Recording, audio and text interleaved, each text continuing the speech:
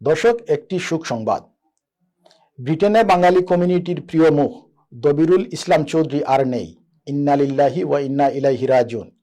13 জানুয়ারি মঙ্গলবার স্থানীয় সময় রাত 1:30টার দিকে তিনি রয়্যাল লন্ডন হাসপাতালে মৃত্যুবরণ করেন। মৃত্যুকালে তার বয়স হয়েছিল 106 বছর। করোনা মহামারীর সময় লন্ডন প্রবাসী বাংলাদেশি দবিরুল ইসলাম চৌধুরীকে নিয়ে বিশ্ব মিডিয়ায় তোলপাড় হয়েছিল। সে সময় তিনি সবার কাছে দবির চাচা হিসাবে পরিচিতি পান।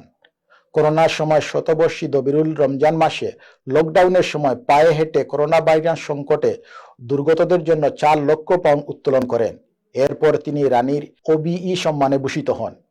1920 সালের 1 জানুয়ারি সুনামগঞ্জের দিরাই থানার কুলঞ্জ গ্রামে জন্ম নেওয়া দবিরুল ব্রিটেনে পাড়ি জমিয়েছিলেন 1957 সালে। ইংরেজি সাহিত্য বিষয়ে পড়াশোনার জন্য তিনি যুক্তরাজ্যে আসেন। এরপর থেকে তিনি যুক্তরাজ্যেই বসবাস করে আসছেন। মরহুমের জানাজার নামাজ আগামীকাল 15 জানুয়ারি বৃহস্পতিবার বাদ-জোহর ব্রিকলেন জামিয়া মসজিদে অনুষ্ঠিত হবে। পরে তাকে পূর্ব লন্ডনের মেনর পার্কের উডগ্রেঞ্জ পার্ক সেমিট্রিতে সমাহিত করা হবে। দবিরুল ইসলাম চৌধুরীর মৃত্যুতে শোক জানিয়েছে NTV ইউরোপ পরিবার।